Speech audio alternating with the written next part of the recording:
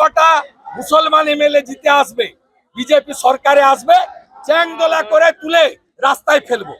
উনি নিজেকে এত শক্তিশালী ভাবছেন। আমি শুভেন্দু অধিকারীকে 72 ঘন্টা সময় দিচ্ছি যে গতকাল আপনাদের সামনে যে আস্ফালন করেছে, যে মুসলিম এমএলএদের তিনি বিধানসভা থেকে চ্যাংদোলা করে তুলে এনে রাস্তায় ফেলে দিবেন বা রাস্তায় আছাড় মারবেন, কি বলেছেন উনি ভালো বলতে পারেন। তা আমি ওনাকে বলছি ভদ্রভাবে, আপনি দলনেতার মতো অপোজিট করুন, বিরোধিতা করুন, বিধানসভার ভেতরে করুন, বাইরে করুন, কোনো সমস্যা নেই।